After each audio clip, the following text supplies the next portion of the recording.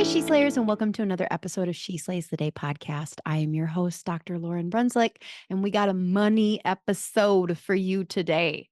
We have on Danielle Hendon. She is the founder and owner of Four Corners CFO, financial advisory. We're trying to make money sexy, fun for you. I promise today is a good, not boring episode.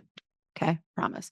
Okay, so before we jump in, let's see what is going on. If you were listening to this in real time, or like close to the thing, I'm in Japan. Arigato, motherfuckers. Which my next point is I have not learned any Japanese. I actually don't know what does arigato mean thank you? It means something. Please? It's please or thank you. I'm not sure. Or is it hello? Yeah. Okay. So here's the deal. When we decided we were going to Japan in February, our entire family got on the Duolingo train. And it started good, right? I learned like green tea and rice and water, which I forgot. One of those is gohan. One of those is mizu. And we're like, all right, we're learning Japanese. And then it took a weird turn as Duolingo does. And then we started learning things, not like where is the biblioteca? That's a throwback to Spanish class. No, it was things like she's a cool lawyer and he's a fun teacher. And then you started learning things about your neighbors. And so we kind of all gave up on it. Oh my God. So we are going to Japan with Google Translate and just the confidence of an American that they will accommodate us. Oh God. God, that is one of the things, like if I could, I would love to speak multiple languages. I'm very jealous of, and this is one of those things where it's like, well, don't be jealous, just do it. But like, just people who are actually fluent. So, I mean, I can get my way around Mexico. Like I have spoken Spanish for a very, very long time. But what's not so good is like listening back.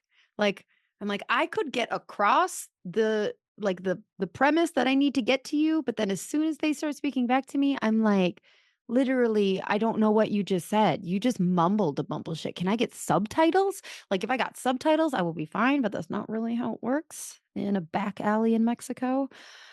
Yeah. So yeah. Anyways, I'm going to Japan, and that's what we're doing. So wish us luck. But other than that, no new updates. No new updates. We do have Multipassionate Chiropreneur is going to be starting. We're going to be doing onboarding the end of December. So the week of this is the first time I've actually announced this part to you guys. Uh, the week of December 30th through the 3rd, January 3rd, will be the first week where we're doing free discovery calls. And if you book your discovery call that week, you will save $500 on the program. So that is going to be the cheapest way, is to have your call that week in order to get at. Like I will post things on social for sure of like how to book a call that week. But if you're on the wait list will get sent information on Friday, the 27th, to get first access to all those time slots and get a time that actually works for you and all that. So make sure you're on the wait list. We'll have that for you down below, I'm assuming. Other than that, I don't know. What are we doing? Guess we're going to pray and we're just going to get into shit. Oh, no, we do bios first. My gosh, what is this? My first rodeo? Okay, so Danielle Hendon is the founder and owner of Four Corners CFO, a firm offering financial advisory services to small business owners on a scale that fits their company and budget. Coupling her decade of experience in corporate finance and accounting with her passion for small business owners, Danielle brings the benefit of big business financial analysis to entrepreneurs. Now, instead of helping corporations increase share price, Danielle gets to help business owners increase their personal livelihoods so they can leave a legacy and lasting impact on their community. It's great. This is going to be great no matter where you are at in your practice. So let's take a nice breath.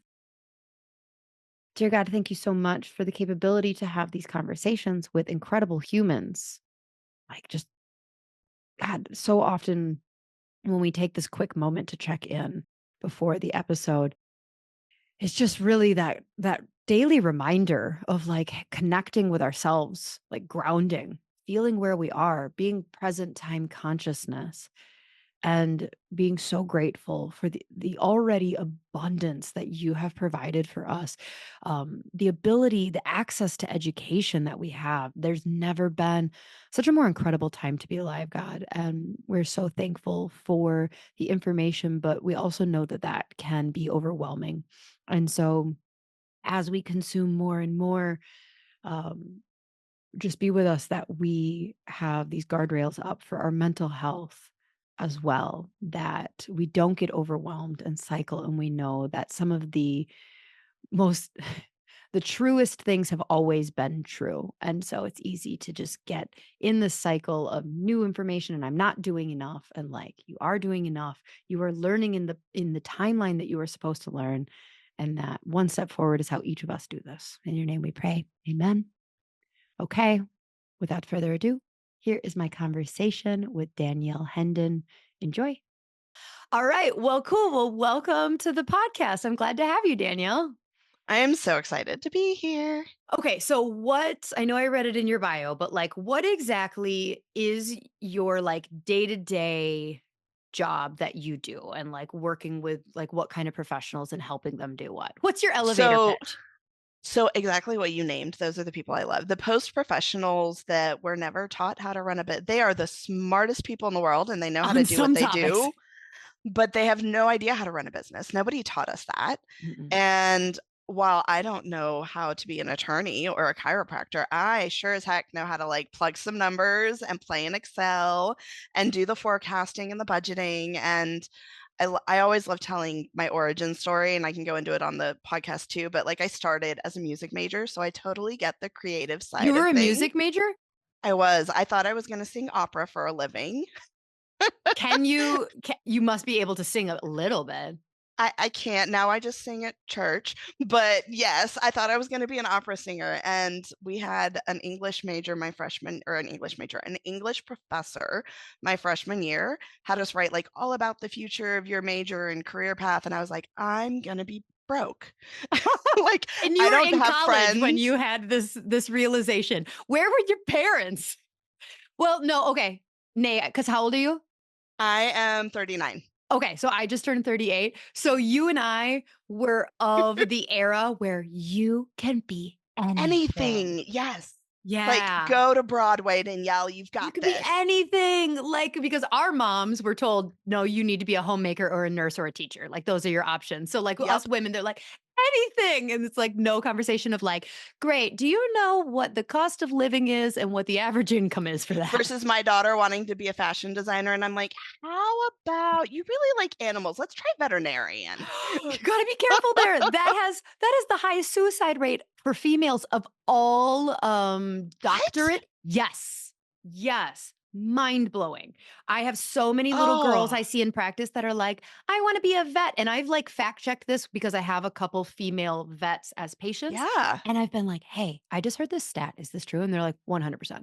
Like it's a Oh, thing. that's so They, I sad. know. So maybe an They, animal chiropractor. Maybe oh, that's where that's we cool. 'cause Go do the horses. right, right. There's, like, this guy going viral with giraffes right now, he's having a moment, so, like, maybe she could make clothes as her side hustle. I am all about side hustles, but somebody got to pay the bills first. Right. So, yeah, so we are having alright, so you're in college, somebody says, "How you gonna make money?" And you're like, "Shit, I'm gonna be a broke ass good singer."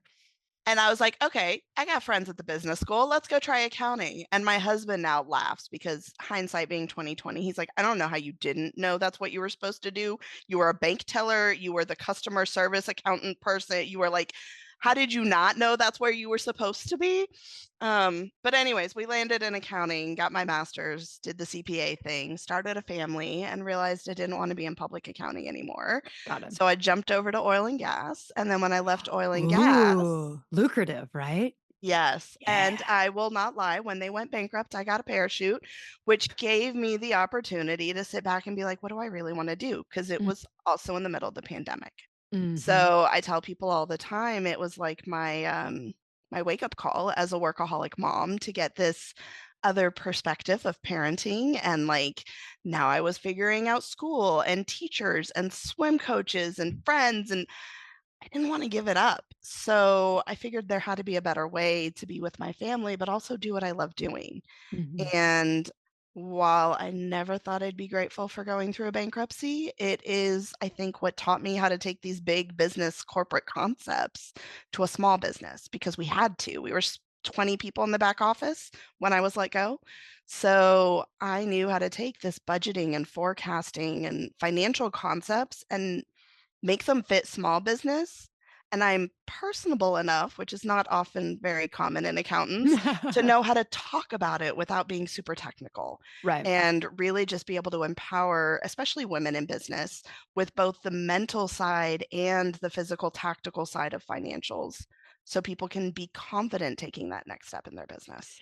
Yeah, I think that people drastically overlook their lack of confidence in starting a practice. And I'll kind of like explain what I mean a little more is like I don't think that most post grad professionals have the realization that they don't have any training in business until like years into practice where like there's usually this like wake up moment where they're like someone's asking them like, well, what's your profit margins, what's your this, and they're just like, what? I see this many people a week.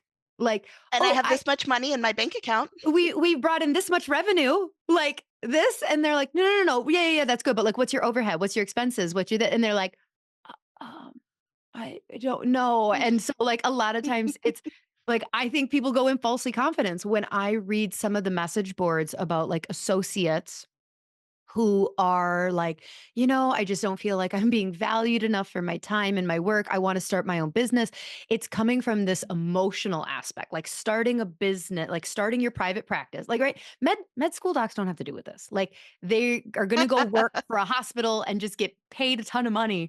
But like Yep. all these private practice docs, we come out like, oh my gosh, I had some stats pulled for us. So like so the average doctorate professional is 170,000. Chiropractic is around 200,000.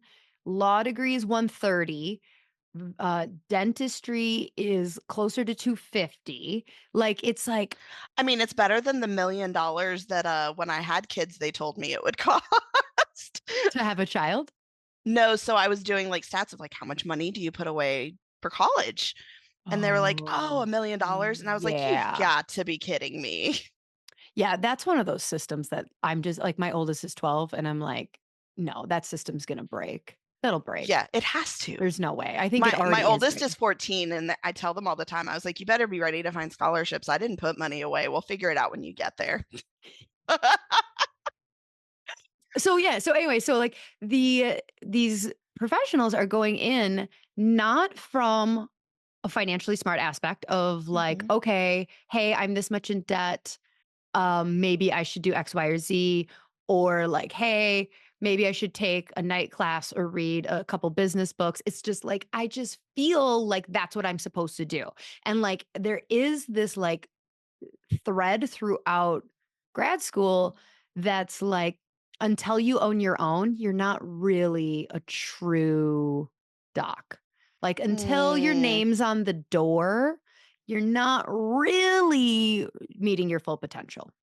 So, we're going to kind of skip to like the question being like, all right, so you're starting straight out of school. You have a massive amount of debt and you have decided you're going to start your own practice. What are some of like if I was sitting down, we were just having coffee and I was your friend, your bestie.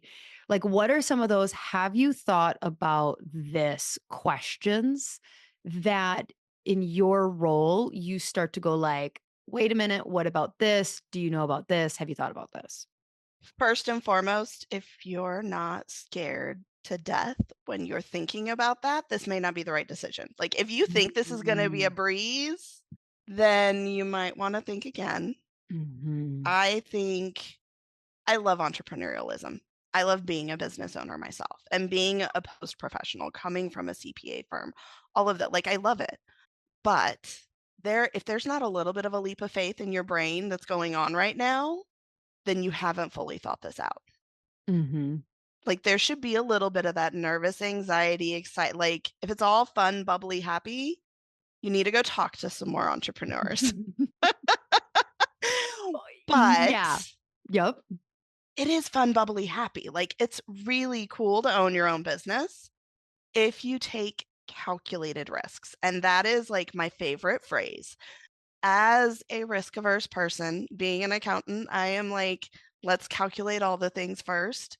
If you can calculate as much of it as possible, then you just have that little bit of a leap of faith at the end. And it feels like something it feels jumpable.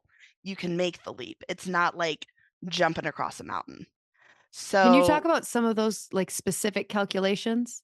Yeah. yes, Okay. I'm going to use a term that you may or may not have heard before called runway. If you are going to start your own business, you need a runway. You need some money set aside to maintain your personal life while you get this going. And I was talking earlier about like my parachute and how I ended up starting this. Mhm. If I hadn't had that parachute, I don't know if I would have ever done this because you have to pay the bills. You have to pay the rent, the Mhm. mortgage, the daycare, all the things are still there. And unless you got a sugar daddy at home, somebody's got to be making money. Yeah. So, calculating that runway personally, what is your bare minimum income level that you need every single month to pay the bills? And make sure that you've got some cash that you can lean into, whether it's savings or another loan, because it takes money to make money. And I'm not going to stigmatize debt in any way. You've got to be able to maintain your personal life for 2 reasons. A, just logically, like, we gotta pay the bills. But B, if you are so focused on paying your personal bills, and I tell this to business owners that have been in business for years because it applies the same way. If you are so focused on the lack of money and what needs to happen and the money that needs to come in, you are not making the best decisions for your business. You are grabbing every Mhm. dollar that will come Amen. your way. I can speak to that. Like my entire first 2 years of practice were like, where's the next $100 coming from?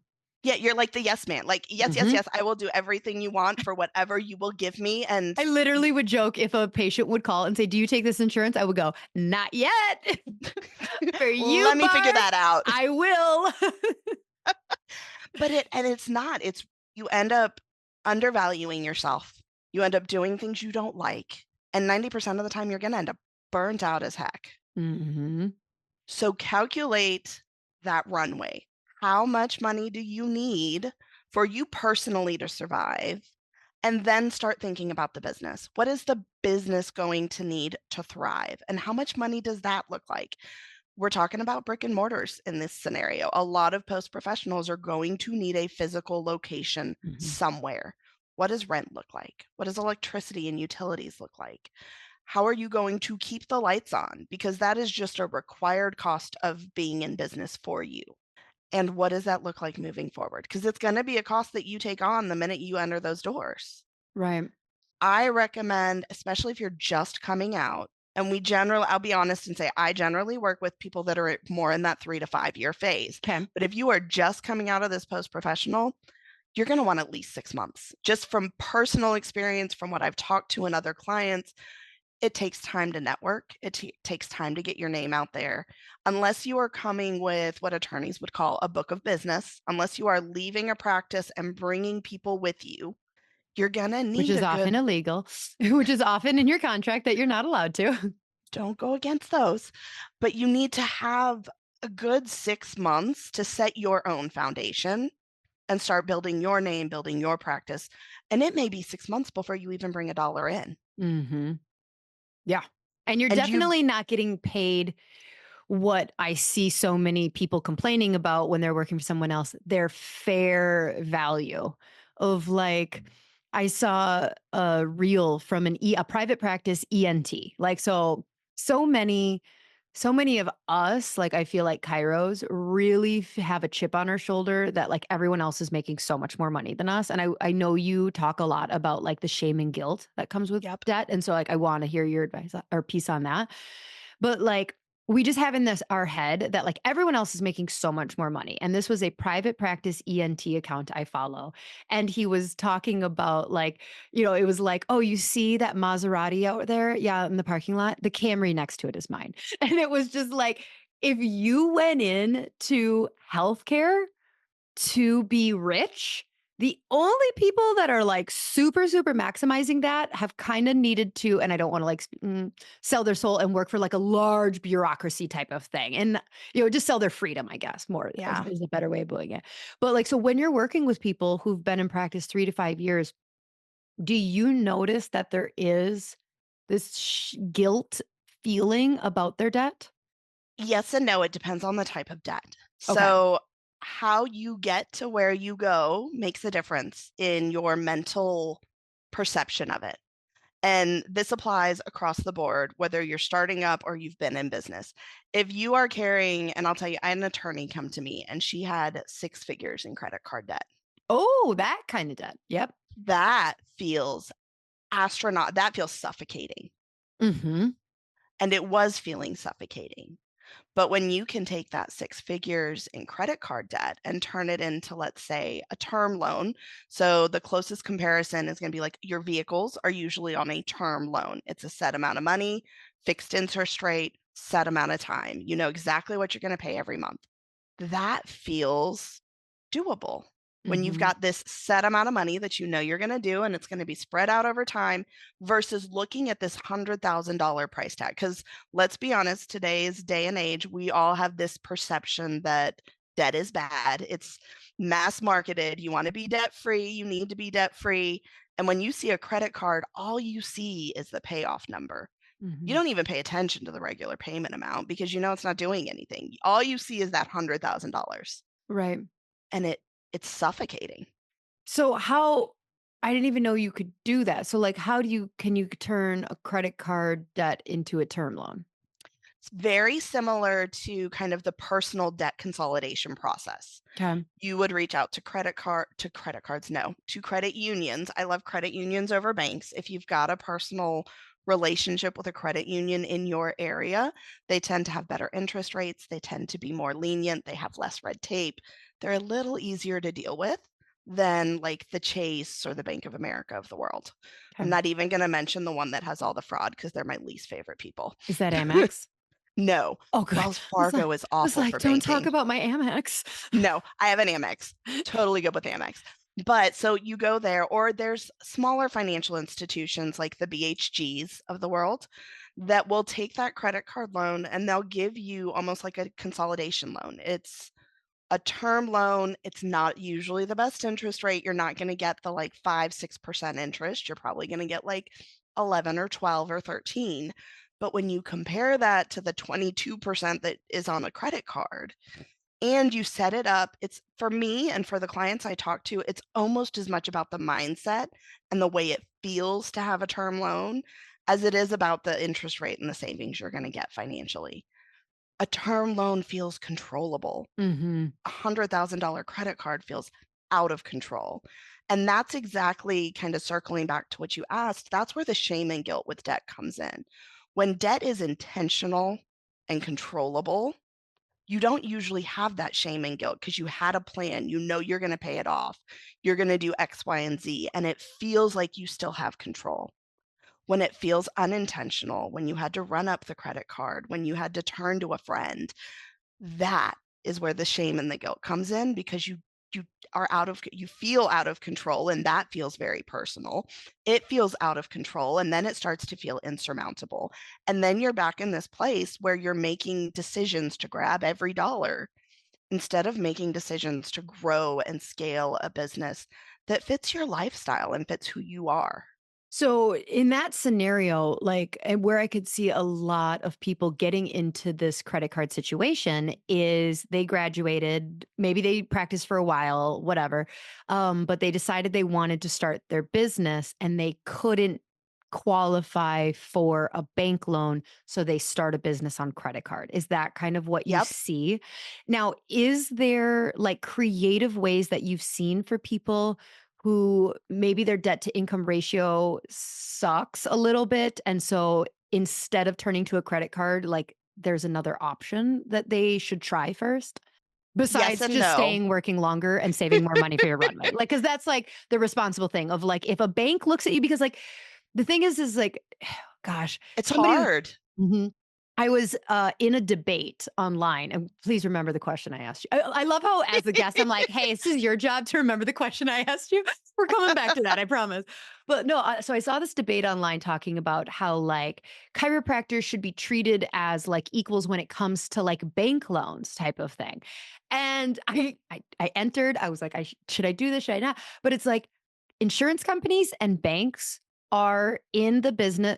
Casinos, banks, and insurance companies are in the business of making money.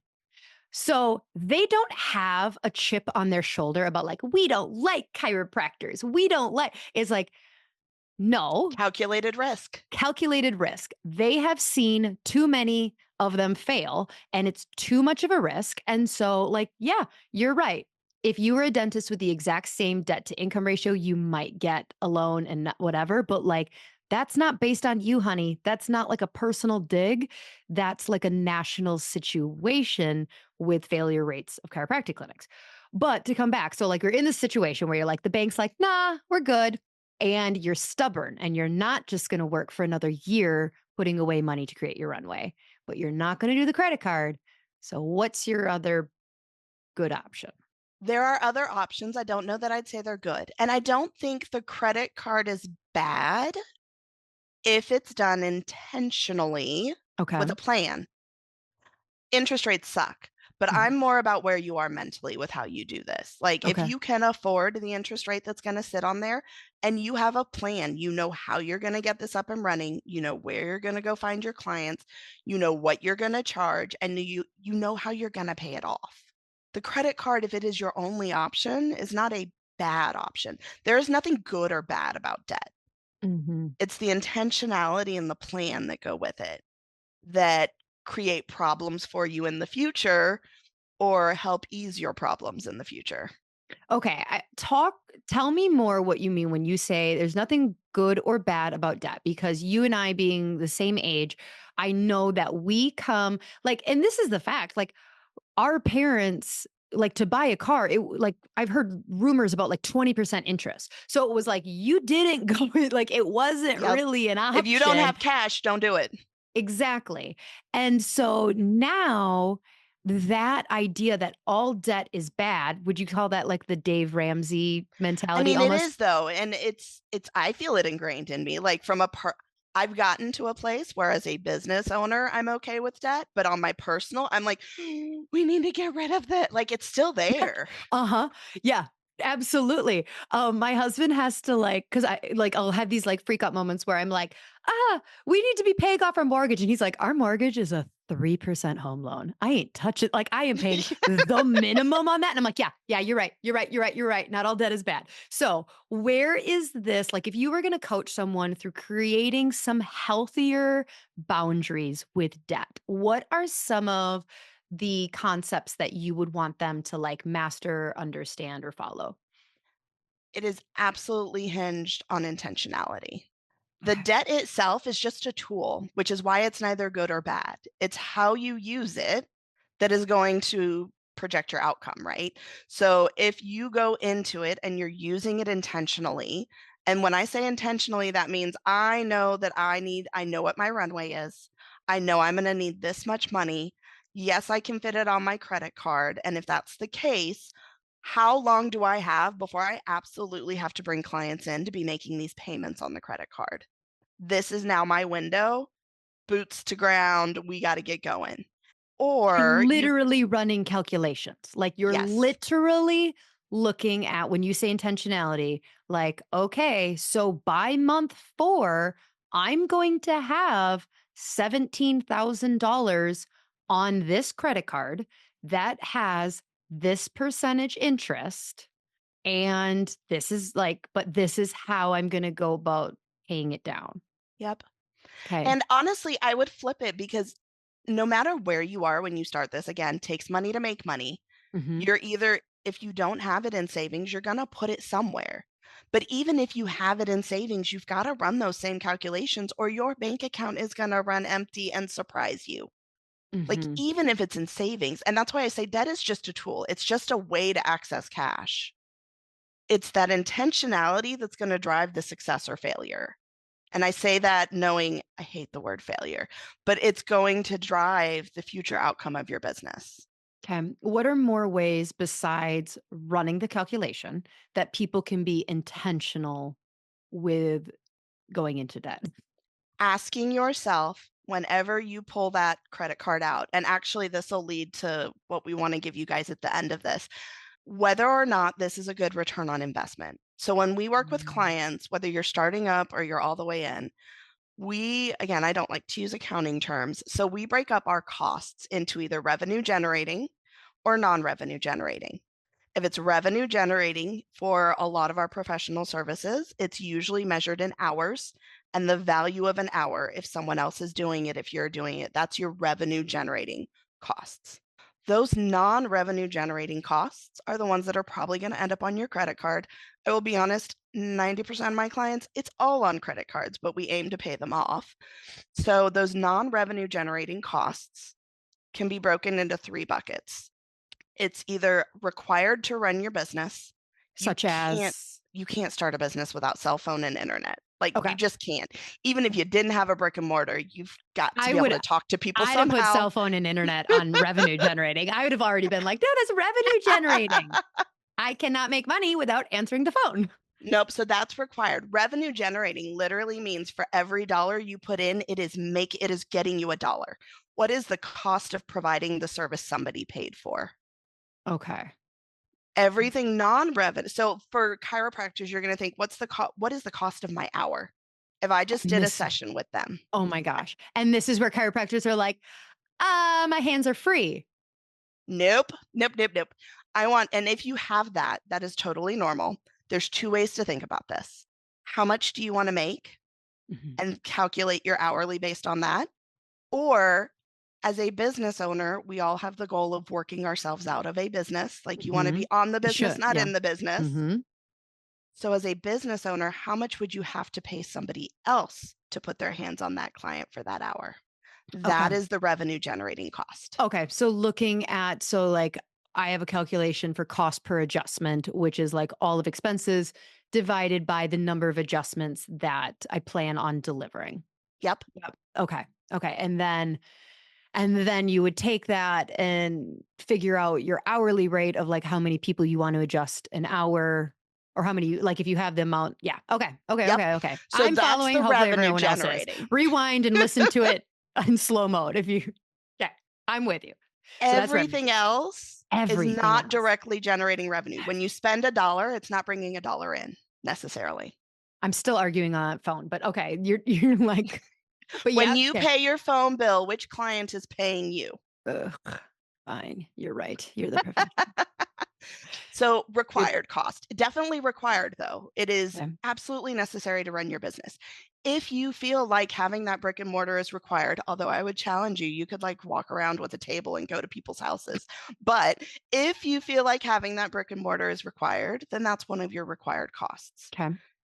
If it's not required, then it's one of our other two buckets. So the second bucket is a little ambiguous. You're going to want to talk to your tax person to make sure you fully understand this, but it's what I like to call the personal perks. So one of my favorite examples, and I am very transparent here, hopefully the IRS doesn't come calling me. My kids are on my payroll. Mhm. Do they add a lick of value to my business? No, but they have defensible positions, and it's a great tax benefit of being a Mhm. business owner. Yeah, we have a therapy dog, and my 12-year-old is the dog's trainer. Yep. Yes, yes. See? So those are what I like to call personal perks. They're kind Mhm. of an add-on to your owner's compensation. 'Kay. Everything else, if it's not required and it's not a personal perk, is an investment in your business. So when we're thinking about when you pull that credit card out and being intentional, if it's not required and it's not revenue generating, we're going to push the personal perks to the side for right now. Because yeah, we're like, "My nails, personal perks, bitch. Hair, personal Check with perks." your CPA, just be Danielle sure, because I Danielle tried to write said off clothes for a brand shoot and they said no.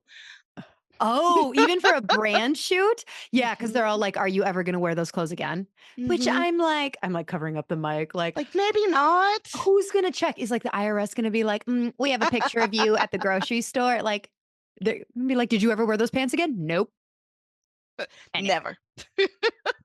But so pushing the But personal getting perk your to hair the and nails side, done for your daily job. it's a Sorry, little Kairos. It's not. I have so many people because 'cause we've talked about I wanna tech argue it stuff so on. bad, like, I have to wear makeup to look good on a Yeah, they're like, podcast. "But my hands are the money makers," and I'm like, "Oh, girl, you're going if you get audited, you fucked." But okay, good job. I'm on social media and I am not your tax accountant. Like, cool, good for you. You're good to Full get stuff. disclaimer, anything we say about taxes, check with your personal tax preparer, please. We are not your tax. All right, so you're pulling the credit card out if it's If not it's not revenue generating and it or is not absolutely required, and I wanna talk about that one a little bit more in a minute because required can be a gray space.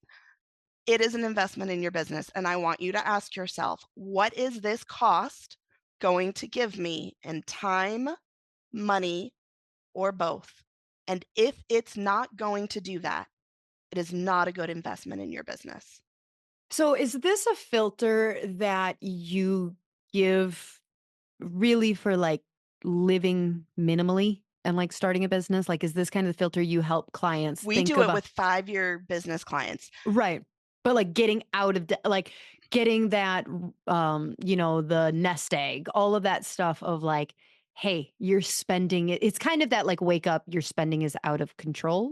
Yes and no. So I will again give you an example of, and she's one of my favorite clients. She's going to laugh if she listens to this because she's going to know I'm talking about her. Um, Again, another attorney of mine. She spends $1,000 a month on meals. Yep. In her mind, it is an investment, but it's also a big personal perk. Yeah.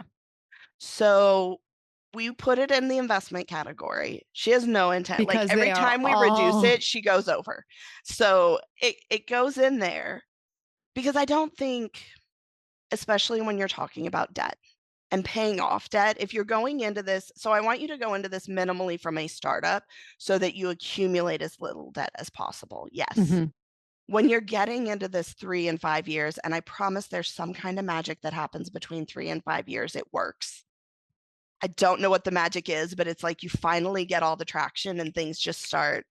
But in that 3 to 5 year space, it's not about living minimally. It's about living the life that you want to live while achieving the growth and the goals that you want to achieve. It's about balance.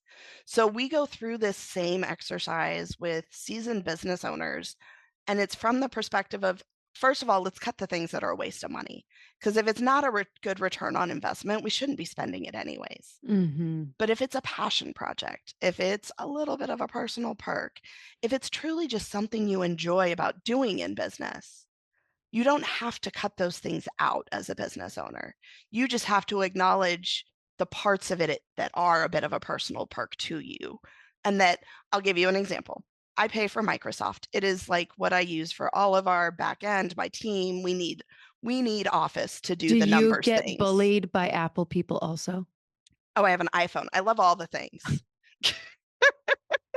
We're Microsoft people and we get bullied by Apple people all the time. I am a PC Microsoft all day long from a work Yeah. perspective, but I can't stand Teams. I pay for Zoom. Mhm. Which is technically not a value. I have Teams. I don't need Zoom, but I like Zoom and I Mhm. like it better, so I do it anyways. Right. It makes my life easier. Right. But that's where the time component of a return on investment sometimes comes in. A lot of times when you go buy a CRM or if you are insurance billable, God help you because I know how awful that is.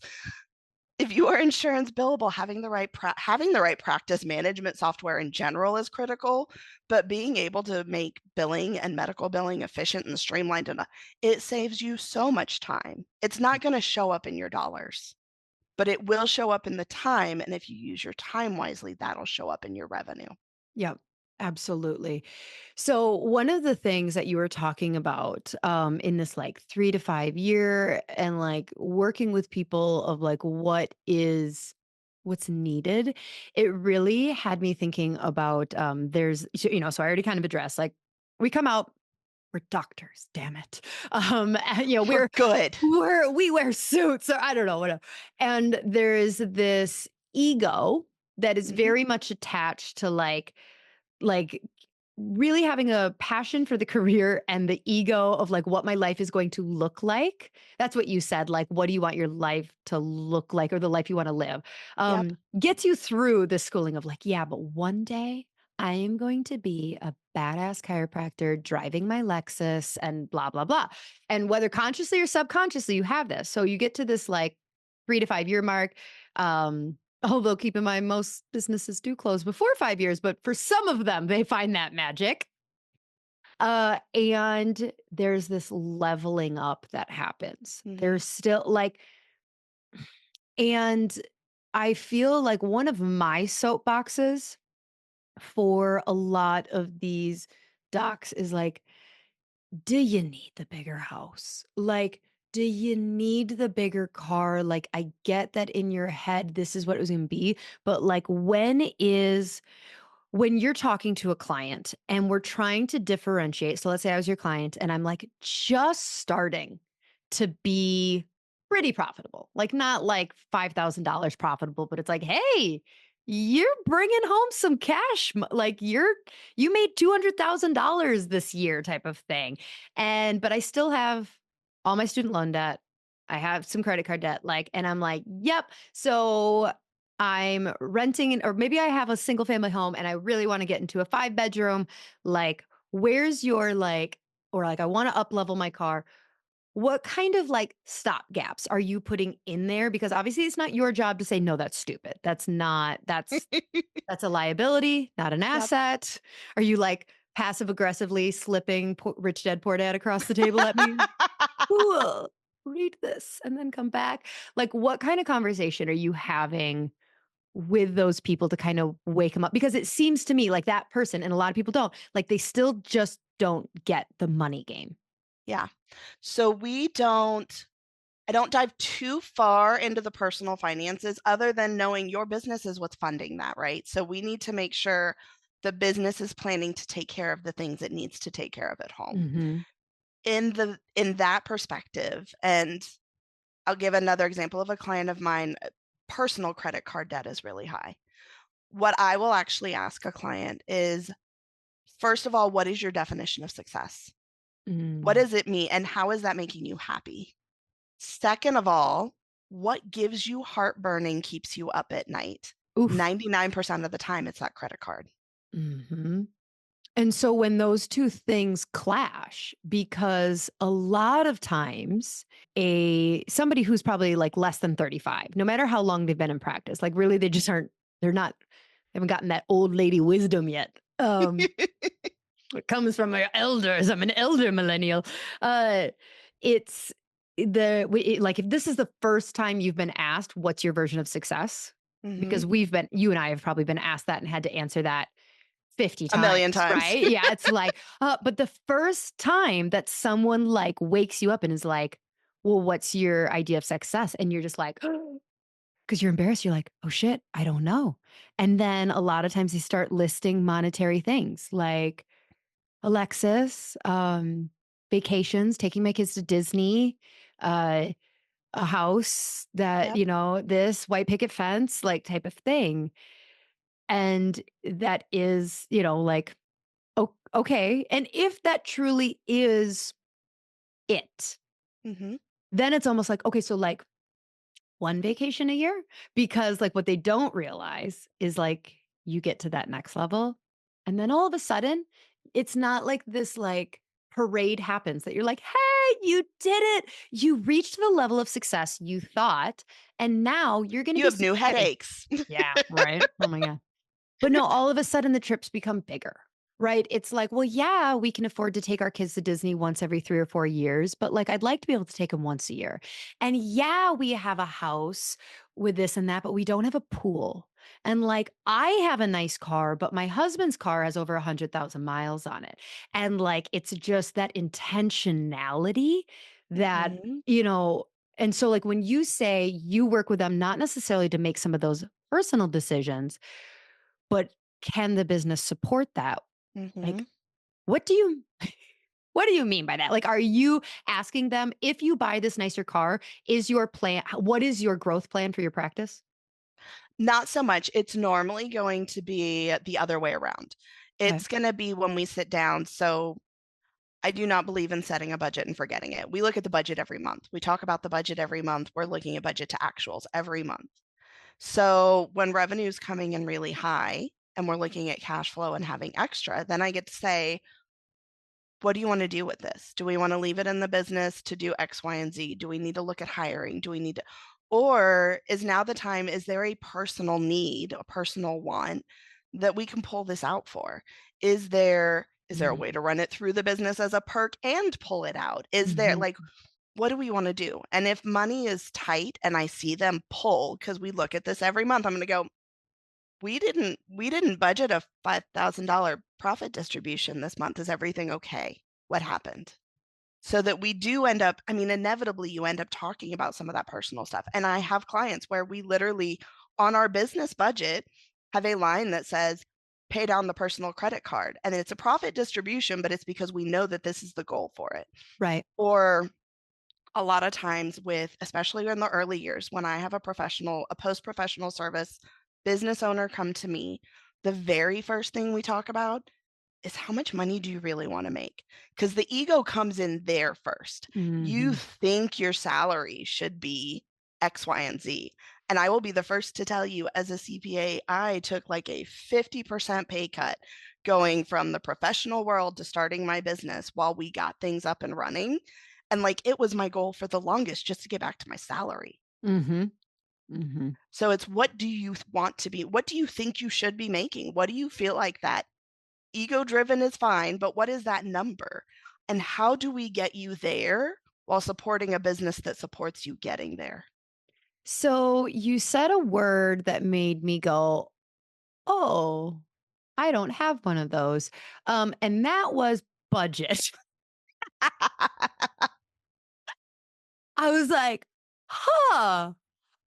Well, and honestly, where it's coming from right now is like, so I'm pretty removed from my like I've done a ton of delegating, automating, like I'm definitely functioning pretty well as CEO, but there's still I've noticed, like these little things that like I'm still bottlenecking. And so it's really become apparent in the last month, honestly, of practice. Oh, we need a budget for that. So, like, the literal example is up until like, we still haven't solved it yet, but like, I just realized in the last month, every time we donate to a nonprofit or an Mhm. event, they're coming and being like, Lauren, do you want to Can you give donate to us this? more? Do you wanna sponsor a hole at this golf event? Do you wanna donate a live auction item? Hey, we gave him $100 last year. Do you wanna do it again? And I was just like, "Oh my god, I am so sick of answering yes, no, like, okay, how much do you wanna write the check for?" And so I said like, "Oh, duh, this is a leadership thing. Like, we need to give them a budget of how much they're allowed to donate and give back to the community."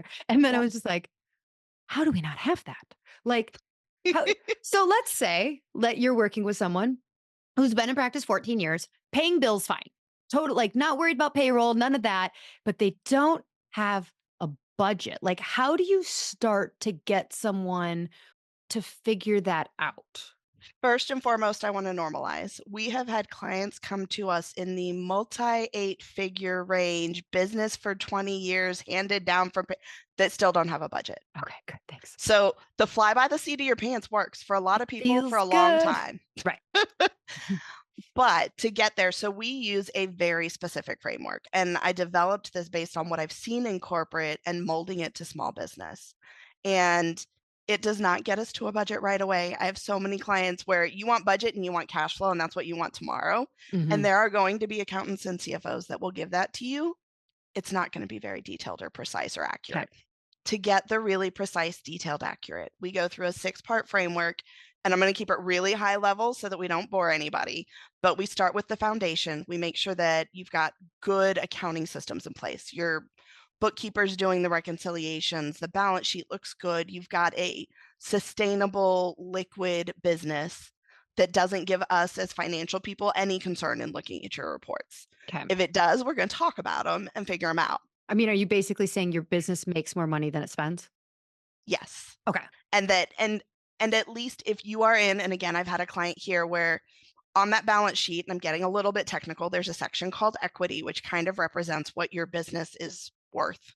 Okay. And if it's negative, it means that you have probably paid yourself from debt in the past, and we need to overcome that. Yep. So it tells us a story, not to say we can't get out of those things, but we Right. just want to figure out what that story is. Yep. Yeah. You're spending more money than you're making. Your Yep. budget is negative. Okay. Yes. And if you've run it historically that way for a while, great. Let's turn the page. Yep. Okay. Then we go into what I call a revenue review. We're going to talk about all the different ways your business brings in money and how that shows up on your books, on your financial reports. So many times I will have a business owner come to me and they've probably never looked at QuickBooks, but when I go look at QuickBooks, there's a single sales line item and that's it. That tells you nothing about how money came into your business. Right. So we work on finessing that so that you can understand the story that your revenue's telling and identify those revenue generating costs and really know your profit margins.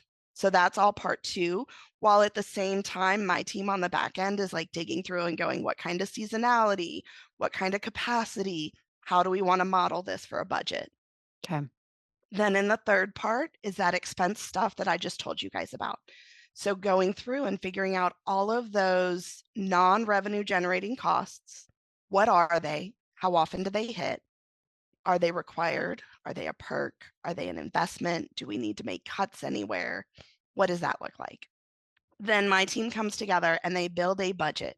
And we do what we call bottom-up budgeting because it's how you can tell the best story. You will literally see when I build a budget for a client, cell phone, $200 a month, internet, $100 a month, rent, $2,500 a month. We want to know every single thing that's in there so that when we get to in that 4th month, we're also going to sit down and talk about conferences and travel, one-off things, goals for this year. What is our growth rate expected to be? Do we need to hire somebody else? All of that. And in that 5th month, we do our very first budget to actual. Okay. And we do it down to the dollar. Like I want to make sure we are as precise as we can be in that forecasting. And that's where the magic starts to happen. Because the goal of a budget is not to actually hit the budget. The goal of a budget is to understand why you don't hit the budget. Wait, what? The goal of a budget isn't to actually hit the budget. The goal of a budget is to understand why you don't hit the budget. By that, do you mean you went over? Or under. Okay. Oh. I have one client on my roster that consistently comes in close to budget. Everybody else, we spend our monthly meetings talking about why. That is the story the numbers are telling you. If revenue came in under and we are budgeting based on the capacity. So one of my favorite ways to build a revenue model is based on who your team is and how many hours, what's the expectation of what they're putting in. So when revenue comes in under, then we go run reports and say, who wasn't full? Why weren't they full? How do we get them full? What is the root cause of the problem here? Similarly, with your expenses, if your revenue generating costs came in high and it's because your revenue was really high, I'm going to celebrate that. Going over budget for that is amazing. How do we do it again? If your meals expense is still coming in $200 higher than we agreed on, we're going to talk about how realistic is the budget. Should we just up it to 1,000 and accept that that's where we're at, so that you can make decisions based on real forecast and numbers? Gosh. Sorry, I get quiet when my brain was like, is like applying it to, I'm like, damn, so many people, this is missing. Like we have a fantastic, I love our accountant. And I'm just like, oh, well, I don't know that we do that. Like, I think it's kind of like Lauryn doesn't love a budget. And it's like, But you don't have to if you can find a CFO. And I'll be honest, it's why we do things the way we do it. You don't want to be in the numbers. but Right. you need the information to be able to Mhm. make the next best decision. Well, yeah, So I mean, we're these in are the just numbers for you. yeah, and these are just questions of like I was literally talking because I'm putting on an event. By the time this episode is released, the event will have happened in the past. Anyways, I'm putting on an event in Miami. Oh, pray for Miami that they don't get I hit. I don't, know. oh, Miami's fine, but like holy shit, poor rest of Florida. Um, but I'm putting this on with two other really, really high level, incredibly smart chiropractors. And we are talking about this session that we're going to be leading, and we're talking about figuring out your max capacity based on your current Mhm. staffing. And it was just like, oh yeah, yeah, we'll do this. And it was like, oh, this isn't something that people do. Like in general, it's not because then when revenue is lower than you want it to be, that seems like such a good, like, okay, well, what's capacity and what were you And doing why? and why? Hmm. That's good. It's really, really good. I love that. Okay. So then any kind of like final thoughts on the the topics that we've talked about, like we've covered a We've run ton. the gamut. We really have. You did great. You followed the squirrel really, really good. No, just kind of like closing thoughts on this like mindset around intentionality around debt. I think that really that's where I wanna close is the mindset. It is one of the parts that I know makes my business different than a lot of accountants, is recognizing that the reason you do or don't take action isn't because of the numbers on paper. It's because of the way you think and feel about them. Shit. That's a mic drop right there, Danielle. Just hmm. Yeah, people think that when the number says the right thing, their life will be fixed. When I start making this amount, all of my problems will go away. When I can solve this financial aspect, when the numbers do this, I will be happy. I will feel successful. I will be fulfilled. And it's not true. No, I mean, coming from and I'm sure you've seen this yourself, as a growing business, more money, more problems. Yes. It's so true. Yeah. And I'm so thankful for these problems, but it is funny. We look back on I mean, I guess with our practice because we have multiple businesses now. But like back when it was just one business, I was the only one adjusting. We had one front desk. Man, we were in 800 square feet. Like Facebook Life ads was weren't really. easy. Oh my gosh. Oh, and We I'm were sure you've had and I've had this recently where I was like, "We're just gonna burn it all down. I'm just gonna go back to being me. I can probably make more money that way anyways. yes. Just burn it all down." Oh, 100%, especially with, like, staffing being just a difficult thing where Yeah. you're just, like your brain goes, like and, where you're, like, not staffed appropriately, like, you're understaffed and you're like, what would I do if one more person quit right now? Well, I've done it before, fucking burn it all down, I'll do Yep, it I'm just gonna again, go back to me. do it again." So okay, Danielle, where can people find more of you? We are gonna have a landing page set up just for you guys. It's gonna be the number 4 cornerscfo.com/she slays all day. And I will make sure that we've got our expense review kind of freebie there that you guys can go get. It'll go into it's wordy. I'm gonna apologize, very wordy, but it'll go into that expense review that we were talking about, and you can sort of flip the script and treat it as a cost review as you're going into business just as much as an expense review when you're 3 to 5 years down the road. Awesome. That sounds great. And wordy is great. We love extra information. It's beautiful. So, all right, Danielle, thank you so much. I you made numbers and accounting fun. Kinda. I mean, Aw. kinda. It was I still mean, if I even high made level. somebody even You were listen to fun. this, we're good. You were fun.